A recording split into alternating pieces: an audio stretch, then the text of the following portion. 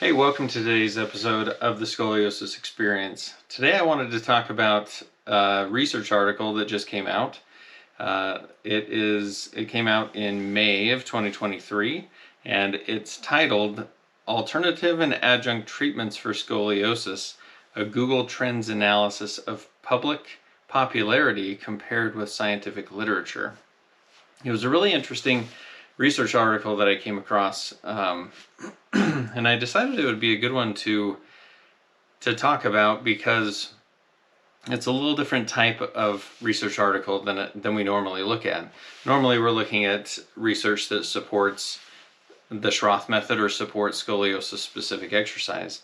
And this one, really interesting to me. Initially when I saw it, I was like, maybe I'm not going to really go into this much. Maybe I'm not going to talk too much about this because it wasn't clinical in nature necessarily. But the more I looked into it, the more interesting it became. So if we think about it, it's talking about different treatments for scoliosis. And they looked at Google Trends data, and they were looking at Google Trends data to see what people were searching for and if that was correlated, and they also compared this to what the scientific literature showed. So pretty interesting research article to look at. I think there are other ones that are out there looking at Google Trends, but this is the first one that I think I've seen with scoliosis treatment. So if we go through this a little bit, I want to kind of guide you through how I look at this. I'm not going to get into the statistics of it. I'm not going to get into, way in depth with that kind of stuff. But I want to talk about what it is and what it means, and what it means for scoliosis treatment. That's what we really want to get to. So stay tuned while I talk about that. While I'm at it, make sure you subscribe to the podcast or to our YouTube channel so you can hear more of the research articles that come out in the future. So when we look at Google Trends, they're looking at what is being searched for. And what's interesting is they look at some statistics where they said previous studies have demonstrated that 97% of parents use the internet for their children's orthopedic conditions prior to their first appointment. And 6% of those were related to scoliosis specifically. So that's really interesting. 97% of parents will use an internet search before they go in to see their orthopedic. I think that's great. People are being informed. But what's interesting is it says, additionally, it was found that 90% of patients believed their internet sources to be reliable sources of information. So the vast majority are thinking and feeling like those sources that they're going to are reliable and that they're good sources of information. And then it says, however, one study that reviewed top internet sources for pediatric orthopedic conditions determined that only about 15% of sources had high quality information. So 90% feel like their internet sources are reliable for information, and they might be, but 15% of the sources had high quality information. So that's a little concerning. That's a disconnect where 90% of the time people are thinking that they're getting good information, and it's only 15% of the time that they're getting high quality evidence. So the caution is, be careful when you're looking at the internet for orthopedic information, and specifically orthopedic information for pediatric orthopedic conditions, because only 15% of those have high quality information according to that study. So not that you can't get good information from those, and not that it's not helpful, but it definitely is something to be aware of. So if we go further into this study a little bit, it looked at the search terms of chiropractic manipulation, Schroth exercises, physical therapy, Pilates, and yoga. And they combined those search terms with scoliosis, and then they found what the trend was with that. Is the trend that people are looking for more information on that, or is the trend that they're looking for less information? And they found that chiropractic manipulation and Schroth Method exercises both had an upward trend, that more people are looking and searching for those things, chiropractic manipulation and Schroth exercises. Physical therapy and Pilates were kind of level. Physical therapy a little bit more of a trend going upward, and yoga actually was seeing a reduction in the number of searches that were happening looking at yoga and scoliosis. And so as we think about that, chiropractic manipulation and Schroth exercises, those are searched for a lot, and that's consistent with what I see in the clinic. I see a lot of people coming in and talking about, what about chiropractic manipulation? They're seeing me obviously for Schroth exercises or scoliosis specific exercise, and so that I think that's important to know that those search terms are out there and being used, and that's why we're seeing those so much. If we look down a little further in the results section of this, they talk about there's sometimes rising interest in things that that haven't been proven or haven't been shown to be effective. So some of the examples that they give are rising interest on the internet of stem cell therapy, as well as CBD treatment for arthritis, even though there's conflicting evidence regarding the efficacy and safety profiles of those. So just because a search term is being used frequently doesn't mean that treatment is actually effective. It could be the opposite. It could be that there's a trend that is going up. People are searching for it more, but it's not as effective, or maybe it's harmful, but people are still searching for that term. So that's something specific to note. So for example, they give this example that chiropractic manipulation with scoliosis has a significant linear growth in terms of internet popularity. So there's a lot of upward trend in popularity on searching for chiropractic manipulation. And then it says, while publication information does not share the same trend, the current literature on chiropractic manipulation for patients with scoliosis is limited to case reports and small observational studies with no controls and some reported serious adverse effects. So I'm not saying that chiropractic manipulation isn't an okay thing to do, but there's not strong evidence out there to support chiropractic manipulation. We did another YouTube video actually looking at a recent study that came out about chiropractic manipulation and whether or not it's helpful in changing the trajectory of the curve. And it's found that it's not. And so that's consistent with what I'm seeing in this study, where they're saying that there's a big upward trend in searches for this, but the evidence definitely doesn't support that. The evidence is showing that there's really no significant benefit, and there's some serious adverse effects to chiropractic in the literature.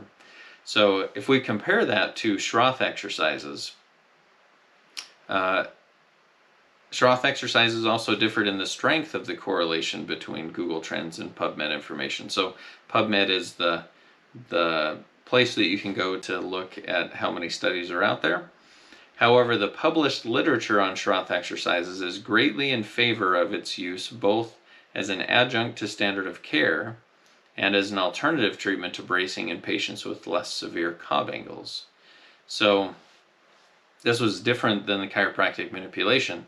Schroth method exercises were also seeing an upward trend in the search for that term correlated with scoliosis, but we're seeing that there is published literature that's, in the words of this study, greatly in favor of its use both as an adjunct as well as an alternative treatment. So that's stronger. We see that there's an upward trend in searches for that, and we're also seeing that there's an upward trend in the research to support that. So the other things that it looked at, physical therapy, general physical therapy, yoga, and Pilates, they've also shown similar beneficial outcomes as an adjunct to treatment, although the literature on these is less robust. So there really isn't a lot to support that there's a significant change with physical therapy, yoga, and Pilates, but there's more evidence than there is for chiropractic manipulation. So I'm not here to just dog on chiropractic manipulation, but I do think it's essential when we're treating scoliosis, and especially as a professional treating scoliosis, that if I'm doing a treatment technique, it should be backed by research and it should be backed by scientific literature. And we're seeing there's a disconnect between so many people looking at chiropractic manipulation on Google and it not being supported in the literature. So this, Google Trends data, obviously it doesn't tell us everything about treatment. It doesn't tell us all the things that we need to know about how Schroth Method exercises work or chiropractic manipulation is supposed to work and things like that. But it's interesting to know if you're a provider out there that treats scoliosis, you should know that people are searching for these things and people are searching for specific terms before they come and see you. And also if you're a patient or a parent of a patient or someone living with scoliosis, that know that if you're searching for things on Google, you're going to get everything that's out there. You're going to get Google's algorithm. If more people are searching for a term, then that term is brought up more in search results. And so know that that's happening, and know that if you are seeing a lot of things related to scoliosis treatment on Google, still do your homework. Still look at what's actually backed by research and what's actually backed by the literature that's out there. Don't go with Google as the end-all be-all or the authority on orthopedic conditions, especially when you're looking at scoliosis and pediatric orthopedic conditions. So it's a great resource. I use Google all the time, but you have to know how to sift through those things that are effective and those things that have been supported. A good way to do that, it may seem kind of like a big thing to learn and figure out, but is going to PubMed. And PubMed is a great place to see the research that's out there, see how many studies have been published on different things, and correlate that with what you're seeing online. Because online we have a lot of things that are influencing Google search results. Obviously there are a lot of companies that have Google paid ads, and definitely there's some bias related to that. So be aware of that. And Google itself is biased by how many people are searching for different terms.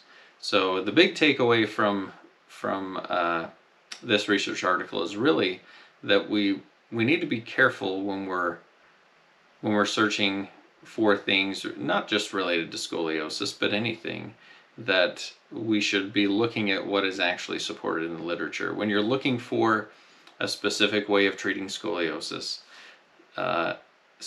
since this is the Scoliosis Experience podcast, you should be looking at those things that are supported in the research. It's one thing that I tell my patients all the time. I get some people that come in for free consultations for scoliosis treatment, and they ask me about other things, and maybe we're out of network with their insurance and they feel like it's expensive, so they go and research other things. That just lately we had one on microcurrent, and thinking that those alternative or adjunct treatments are going to fix or cure the scoliosis.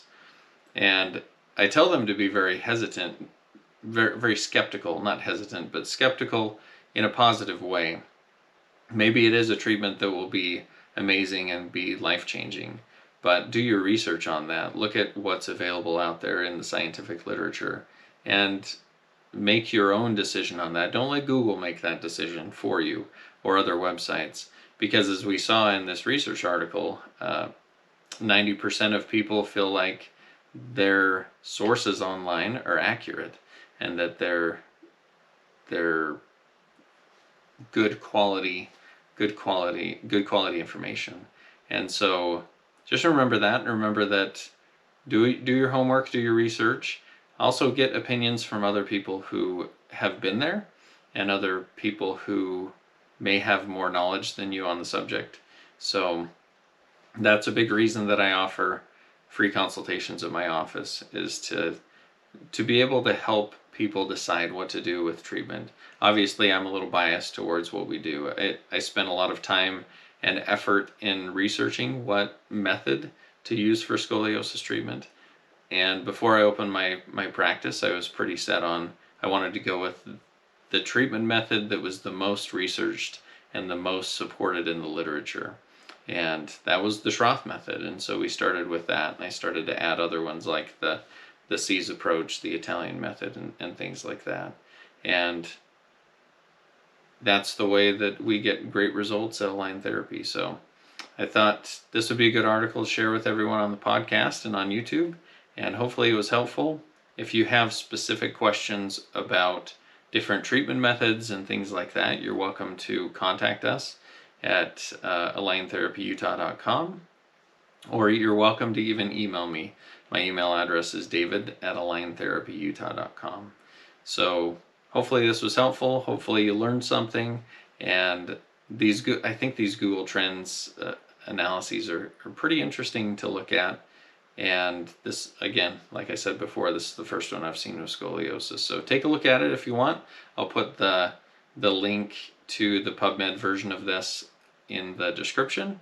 And don't forget to subscribe, and don't forget to continue to inform and educate yourself on what the best treatment is for you and what works the best, not just what feels the best, but what's the most effective.